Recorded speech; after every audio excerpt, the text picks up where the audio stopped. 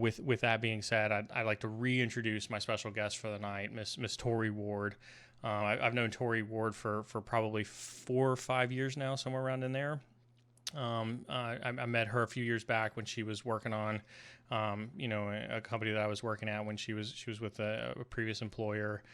Very tenacious, very smart in her space. She's a real go getter, and so thank you again on behalf of myself and behalf of my viewers. Thank you again, Tori, for joining me tonight. Thanks for having me. So as we always do these, obviously. Just similar with the chat that we did before, any questions as Tori's going along, go ahead and drop those into chat. I'll continue to go across questions. I'll take a break and I'll check chat. And obviously my producer will ping me whenever there's any questions in there. And so as Tori's talking, please don't hesitate to drop those questions in there. Now, Tori, you spent a long time at McAfee before you came to your current role. I How did a long time. now McAfee hasn't always had the greatest reputation in the cybersecurity space. So how did you end up landing at McAfee?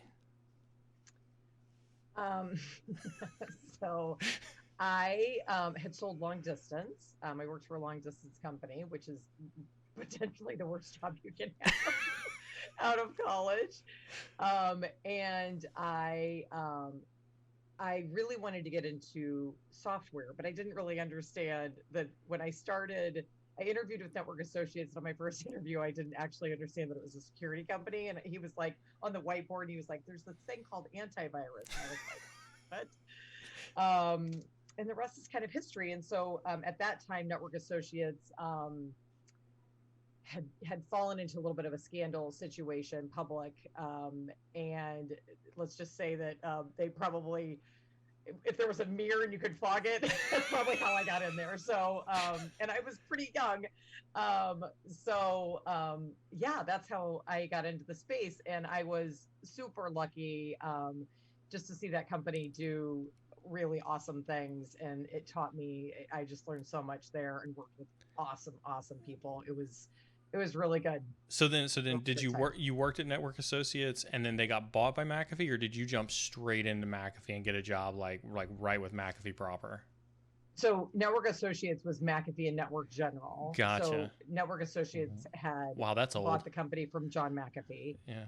And so when I started there, John McAfee was no longer involved, although I swear to God, like it was like I was defending that like even 2 years ago. I'm like, oh my God, it's been like Did you ever get to 20 meet? Did you years. meet John McAfee in the early No, days? because he No. wasn't part of the company. So he left the company. I think he sold the company in 96. Mm, um, before he went on to all of his other adventures. But um, so those two companies, that's what made up Network Associates. And then though they divested the two companies, I can't remember when, and then went back to the McAfee name. And gotcha. so half the group went with Network General, and the other half went with McAfee. So when you first landed at McAfee, did you have a cyber role, or was that your first cyber role, or did you have another role inside of McAfee before you kind of got into cyber? Did you landed right into a cyber role?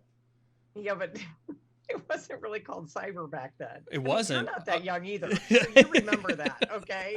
Like you remember that it wasn't really called cyber. I mean, I think it was called antivirus. That's what it was called. But yes, so I would say yes. I went straight into a cyber role. No, and you're right, and yes, for some of our younger viewers who are potentially watching, there wasn't a cyber, back there in that day. What was so being in McAfee, being in those days before there was a a cyber designator. What was business like selling antivirus before there was cyber? Yeah, I mean, so literally when I first started, there were still floppy disks. Oh no. So I mean, it was so what was cool about it, genuinely, and I would say this is why I've kind of stayed in the industry is so started, didn't understand at all what it was or what it did, right? Picked that up pretty easily because it wasn't that complex. The company actually did lots of other things like um, uh, help desk. I mean, we had lots of other products. So antivirus was just one of them. And by the time we spun off, then we were pretty much just antivirus. And that's when other technologies were kind of entering the market, like a firewall, desktop firewall, intrusion prevention, that sort of thing. But what was cool is I sort of watched the industry evolve to, I remember sitting, I was at a customer site when they were hit with the I love you virus. Oh gosh. And I was sitting in the conference room and I was like, this is very bad. Like, this is very bad. And then all code red, and just so really watched the industry really evolve, and then watched technologies evolve with the industry, right? So McAfee would, just like all tech, just like all tech companies or cyber companies will today, the tech method will change, or things will change, and then the technology has to change with it. And so it was fun to see. McAfee was always a leader in that, and that was super fun. So yeah, it was. I mean, it was just very, very fast paced. So for those listening, the I love you virus, I remember the I love you virus too. It was one of the first Visual Basic, script type viruses that we had back in the day, and you got it in your email, and it was embedded HTML because every Outlook browser out there automatically rendered HTML and didn't do any checks on it whatsoever. And so it was pretty nasty back in the day. So was that your first incident, if you will, was being on a client site when they got hit with I love you virus? Well, no, probably not. No. But I would say the first bad one. The first bad one. And here's the thing too, like, who wouldn't open up an email that said I love you, right? It's like, oh well, who loves me so tightly? Right? And so that's, I mean, truly, like, that's like spread like wildfire. So yeah. So what was the culture like at McAfee at the time? And I guess let me be a little bit more pointed than that, right? Is at, and it doesn't have to be McAfee. Let's talk about your entire career in cyber, right? Is did you ever feel like you were in a male dominated field, or what was kind of that culture that you were exposed to, inside of cybersecurity at the time? Yeah, I mean, as it relates to like the obvious gender gap that still exists, in diversity gap, candidly, that exists today. Yeah, I mean, that was definitely, ironically, I wouldn't say it's any different now than it was then. Oh sadly. gosh. I know. Just rip that Band-Aid right off of there, why don't you? No. Well, what's funny is that at McAfee, I was always like the youngest person, so that was more of my issue. It wasn't really being a woman; it was more like she's so young, and well, then that ended obviously after a while. But yeah, I mean, I would say both on the client side and on the internal side, yeah, there's just there's just not a lot of diversity. Now that's an interesting one. When you bring up the client side, did you face discrimination when you went to client sites? No, I think discrimination relative to my experience is way too harsh, probably, for any circumstance that I had. I mean, and again, literally, I would say I was more discriminated against for being younger than being a woman, right? Because like, I feel like it's like, well, can we take her seriously? What does she know? So I would say, and in truth, right? Like, you need to get right for we're all young, and that's awesome, right? So. But I think, I had to work twice as hard to bone up and understand what I was doing and understand the industry. So I probably had to work harder to be more credible, but that was fine.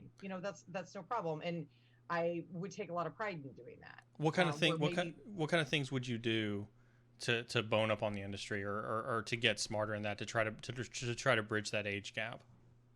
Well, so, my big thing, and still today, is just, I will ask questions annoyingly so, and I remember I can vouch for leave that. Little notes. Can you even imagine knowing me? Can you imagine that?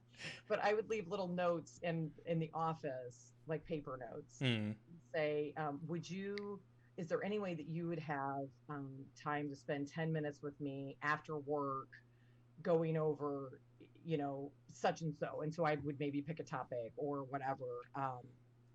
And some people would say no. Oh no. I know. but most people would say yes. Yeah. And and just, but then, I would, I still love talking to clients about, experiences and what they think and what they see, and, that different things like that.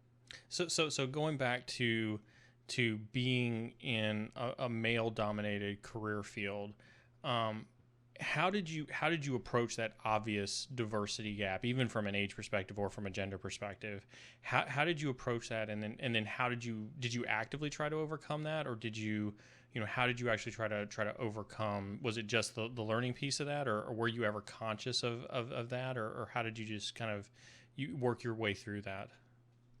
Yeah, I don't, so I was never conscious of it for sure. I mean, Mm, I would say that I've always kind of operated around the UBU method, right? And so I am, whether this is right or wrong, I am pretty much the same person professionally that I am personally. And I, have the same values, same, I kind of have that across the board.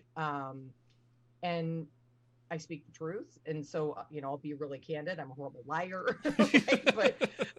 But I don't ever, I never saw it as something to overcome, mm. ever really. It was like, I'm here to get the job done, and let's get the job done. Were you able to find mentors in this space pretty easily? Yeah, yeah, but I think part of that too is, I think part of the mentor thing is you have to pursue the mentor, right? Like, the mentors aren't going to come and find you. You have to go find them. So And yeah. no, no, go ahead. Go ahead. Well, and I was just going to say, in the example of the person who said they wouldn't meet with me after work ended up actually becoming a dear friend, and I think the world of him. But um, it's, who cares if somebody says no, or who cares? People are busy, and people always have crap going on, right? So it's like, they might have time for you, or whatever, right? So then approach the next person. But I would also be pretty thoughtful around, like, I would watch how other people behaved, and I would, you know, approach people that I liked their style or what they stood for, that sort of thing.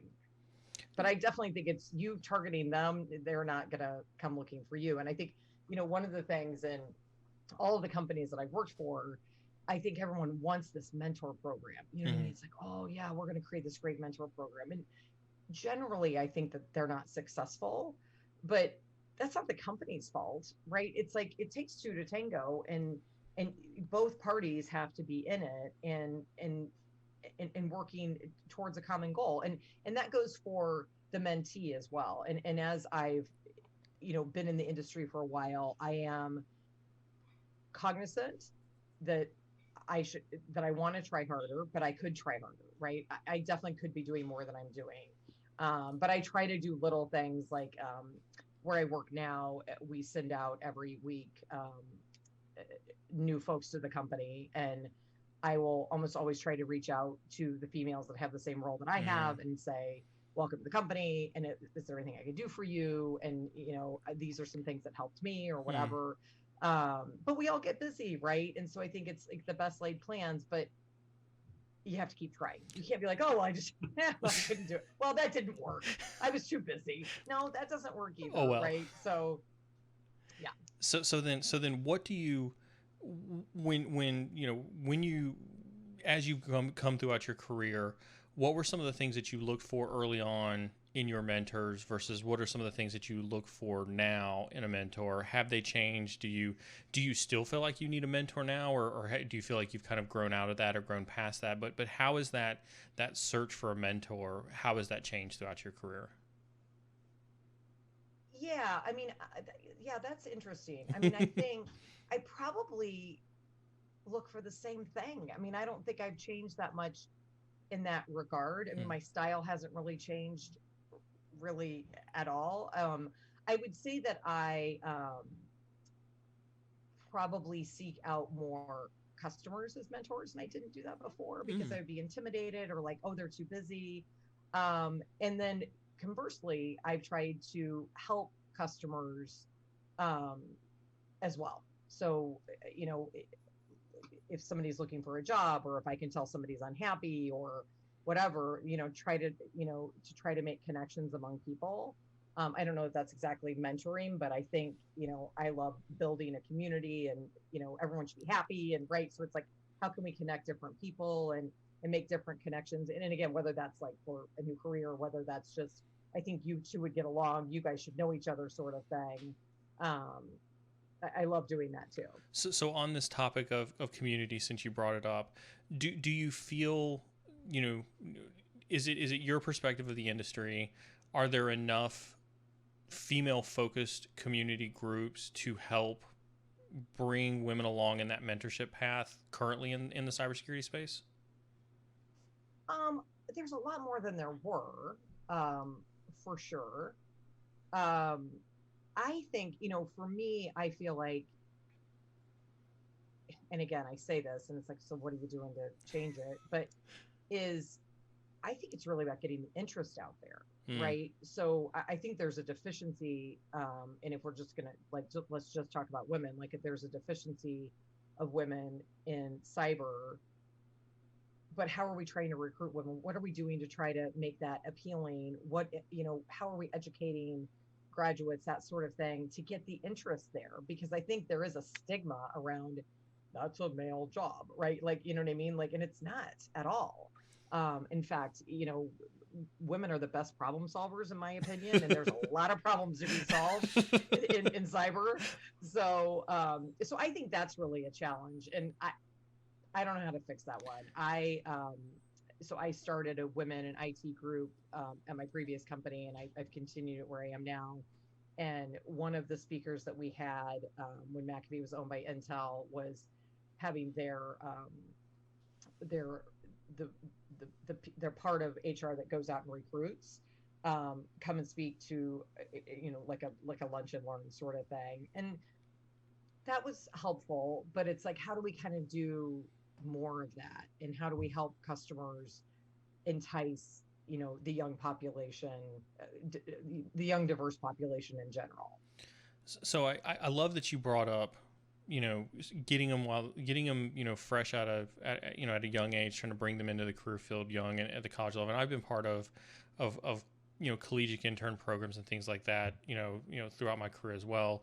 And I know you literally just said you didn't think you had an answer for it, but I want to challenge you on that a little bit, and just say, like, what do you think, if you were to be given that scepter for a day and said, fix this problem in cyber, how do we get more interest in a younger, female, type individual to be interested in cyber? What are even some cultural things, or some things that we may have to change intrinsically about our career field to drive that interest? I mean, and again, this could be a little short-sighted.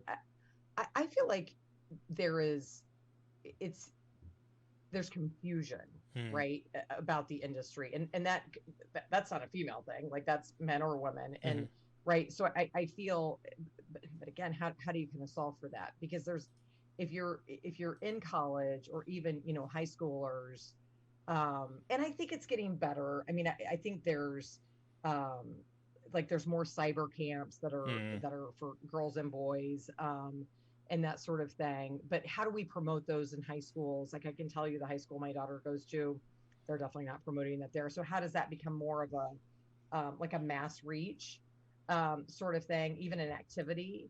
Um, going into schools, talking about cyber in schools, in, kids take computer classes, they don't really learn about cyber, which is criminal, really, right? I mean, it's like, my kids think that I'm a physical security guard. So, like, I'm not doing a good job, and I've been in the industry forever. So, um, yeah, I mean, I think it kind of starts young, and we all, everybody in the space kind of has an obligation, I feel like, to reach out to your local schools, reach out to elementary, high school, go in, do a pitch, do right in.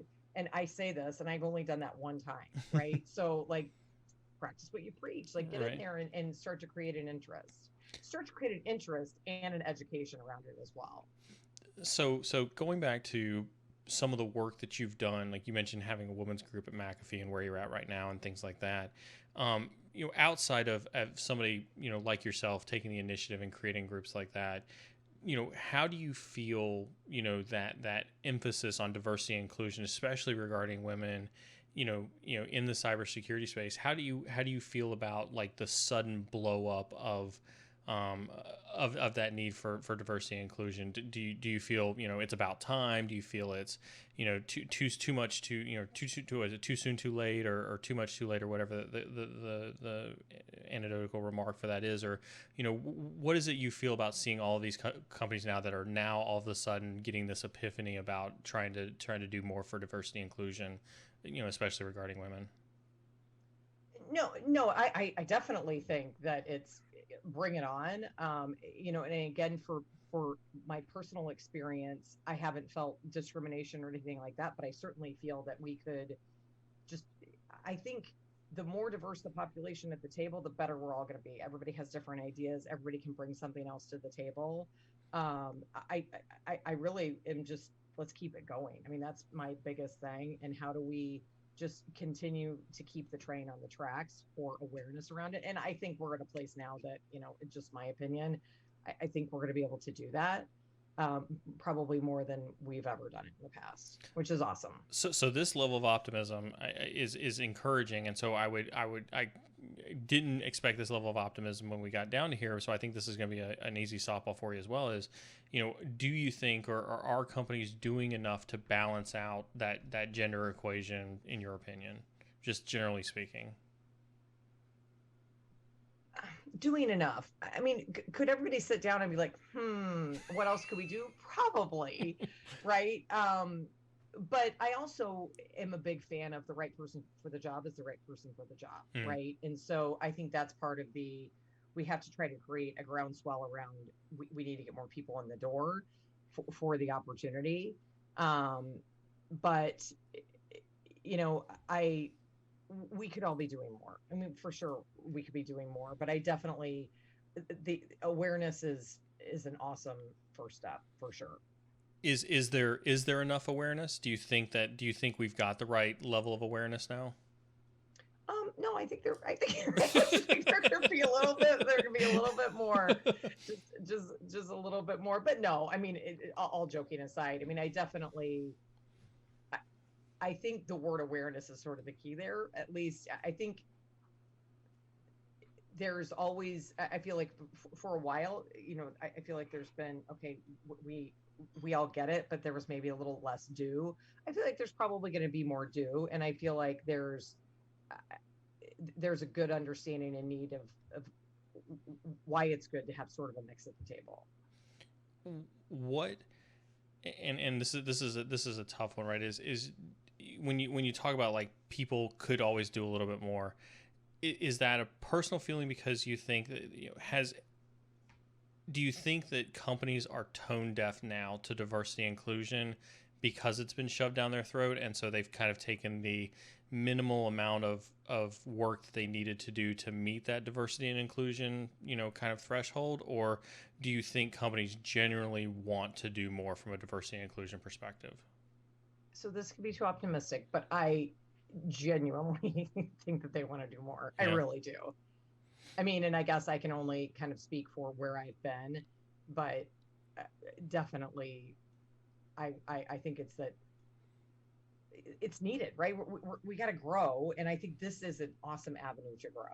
hmm So I want to throw some stats at you, just in terms of this, and I want to kind of get your take on them.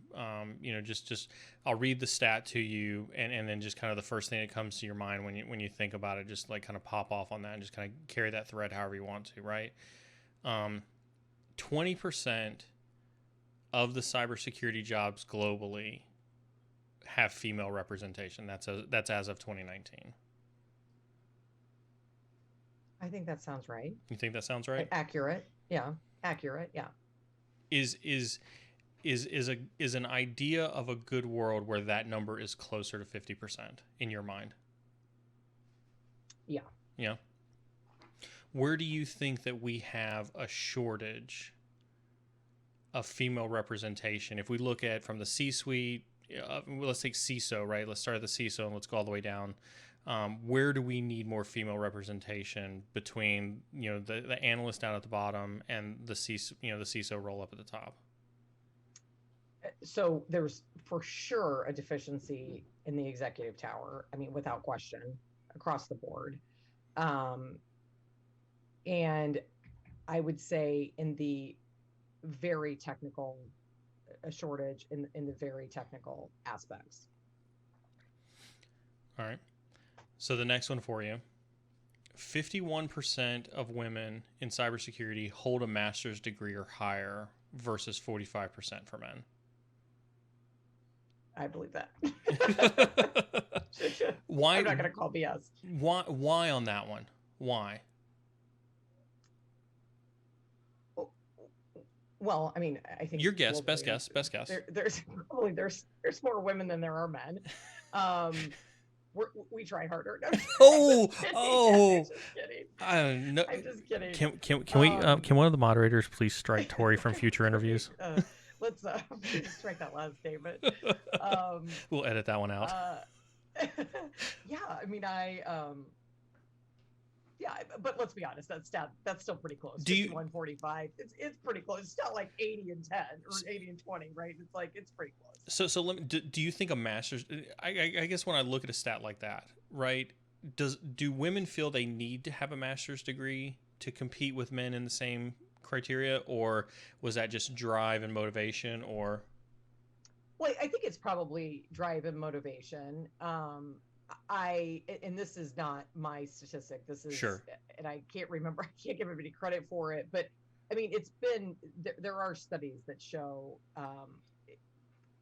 a male candidate will go for a job if he's not qualified and go, I'm just going to try to go get it, which is what we all should do, right? Like, I mean, I have this qualification, this and this. There's 7 total, and I have 3. I'm going to go for it. I'll at least try. And women don't generally do that. They're like, well, I have to have all 7 and I've only got 6. I won't do it. I mean, that's kind of proven. And again, that's not that's something that I've heard in the past, like kind of repeatedly at different sources, but it shouldn't be like that, right? We should all be going for jobs and we should all be trying if that's what we wish to do as well. So let's pull on that thread a little bit, right? And let's dive a little deeper in that.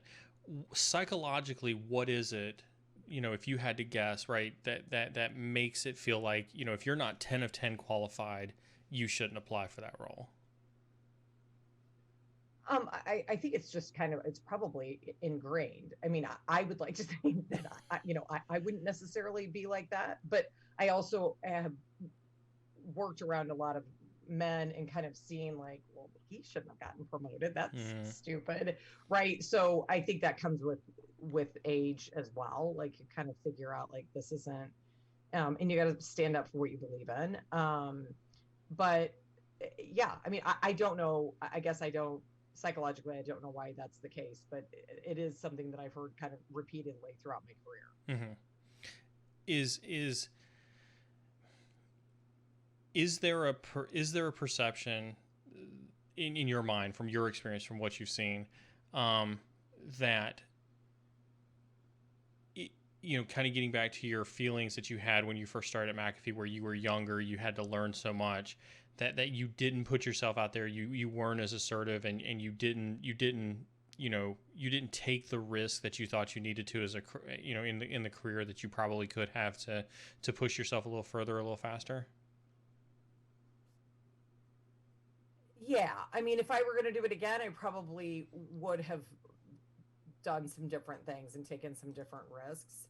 But I also, I mean, my path is my path. Sure. And for me, it was like, and I think this is the case for a lot of women, is I wanted to kind of keep a steady course because I had kids and I wanted to be with the kids. And, right. So that was a decision that I made. Candidly, I could have probably done it all.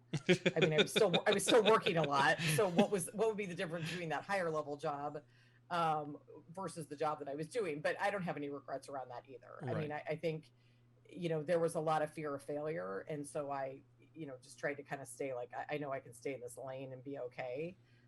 And you need not be like that. If you fail, who cares? Just get up and try it again. It doesn't really matter. And you say that from the perspective of, whether you're a woman or a man, it doesn't really matter. Yeah, You put yourself out there and fail and fail hard and fail fast. right. Hustle. Hustle. Your big board behind you. Hustle. so I so love it. so let me throw another one at you then. This one's a little bit more direct. 51% of women claim they face discrimination on the job. Yeah, I mean, candidly, it's probably higher. I mean, I only say that because I think some of the awareness that's come out in recent years, you know, of Hollywood, public things and different cases, um, I think a lot of women are probably like, oh, wow, I was discriminated against, or I was harassed, or whatever. Like I was just, moving right along. But yeah, I mean, I think I think there is I think there's I'm not saying that people mean to discriminate. I do think it happens though, right? And I think good news is, I think that we have the awesome younger population that's not going to stand for it anymore, right? And I think, Dave Chappelle said it best. I'm happy to ride in the back seat of this generation, and I really am. I think that um, you know, I may have stood for it and they won't. And so that's good. And then that drives like this, maybe an environment where that won't be the case anymore. But I think there is biases that you don't even know that you have, as we all know. Mm-hmm.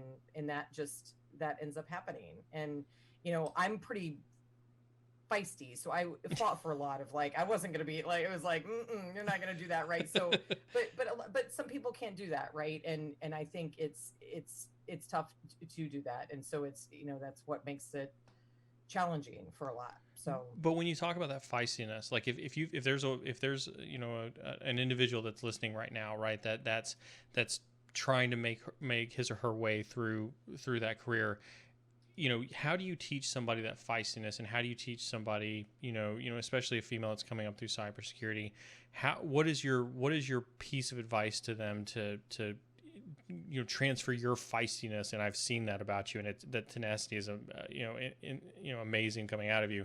How do you transfer that away from you and into somebody else? What can they do to that to empower that or embolden that? well, I mean, I think you have to, and this sounds a little cheesy, but I think you have to have your values pretty defined, right? And you can define your values when you're 20, right? Or 15, or right. I mean, you can define them early. You know what's important to you. And I think just speaking the truth, I feel like there's so many times when people just need to be called out on, and that doesn't make sense. I saw this she's an author and speaker, Lovia J, a couple years ago, and um she was it was like a live performance, and she was talking about, she was sitting in a meeting and she called the guy Bob, whatever his name was, and she was like, and everyone was like, oh yeah, Bob, that's a great idea, Bob. Yeah. Oh, Bob, you're so smart, you're so smart. And she was like, Bob's an idiot, and no one's calling Bob out on just being an idiot. She goes, no, you don't need to say, Bob, you're an idiot, but if you don't put your hand up and go, I have a thought on that, or however you do it, and there's a time and a place for that, right? But I mean, I would say that has been just what I've tried to do: speak your truth, know your truth, and fight for fight for the next day. Do you feel like that point about knowing your value and your worth, do you feel like that helps give you confidence when you're sitting in that meeting room and you've got to raise your hand and you've got to speak out against Bob because he's an idiot?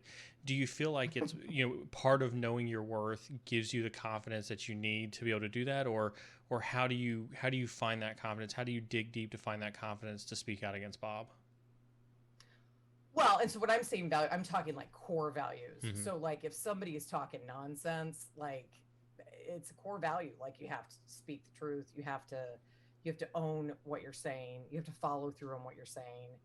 And if we're all sitting there going, Bob's going to say that and nothing's going to happen, how are we ever going to move it forward, right? And so I think that's, and those things change over time too, or they can change, right? Like something that was important 10 years ago may not be so important now, or whatever. But I think trying to challenge yourself to sit down and define that, like, because that kind of goes back to like, who am I, right? Mm-hmm. And then that helps. That's sort of your that's your rudder. That's the guiding light, to keep you, to feel good, right? And I know that I did the best job that I could, and I, fought as hard as I could for it, or whatever. Okay. One more stat for you, and again, we don't have to get into specifics, but thoughts on this, as well, right? Is women still face an uphill salary battle in cybersecurity, and so on average, women make 12% less than men in salaries under $100,000. Which is crazy given your master's statistic, right? Like, right. It's just crazy. Like, it shouldn't be like that. Yeah, I can't. Yeah. Does this get back to like that? Does this get back to your, going for something that, and I've heard a similar statistic to the one that you report about, women wanting to be 10 of 10 before they go to apply a job, and so, I've also heard statistics that generally speaking, they push harder. They don't push as hard at the negotiating table for salary out of fear that type of pushback, will reflect negatively upon them. Do you think that that's a true statement? Do you feel like that's a fair categorization of that?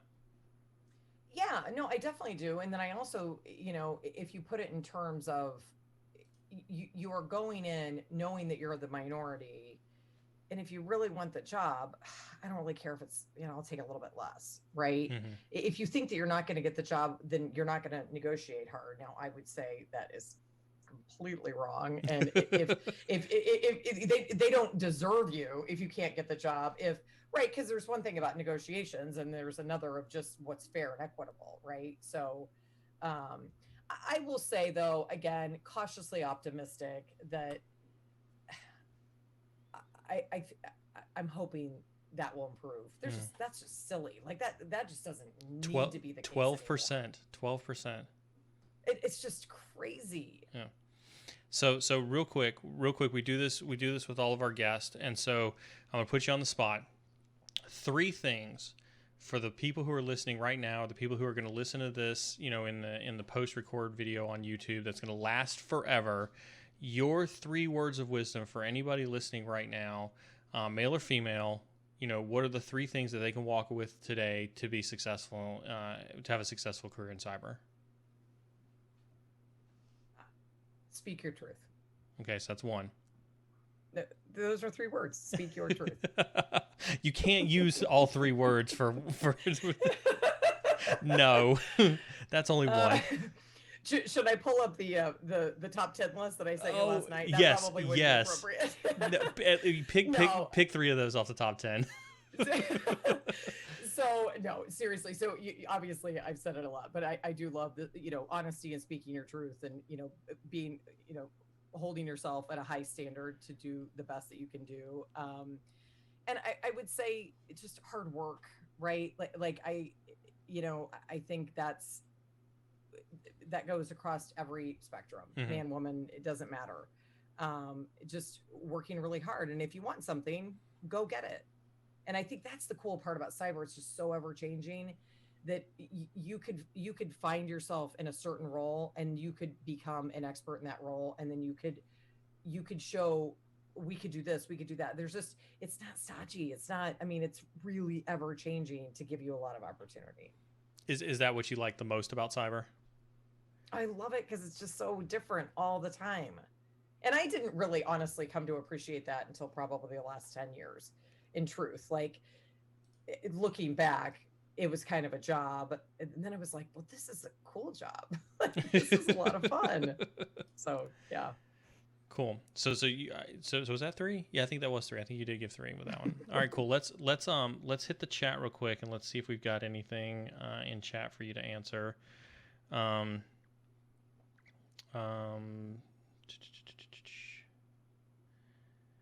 So looks like you got a comment.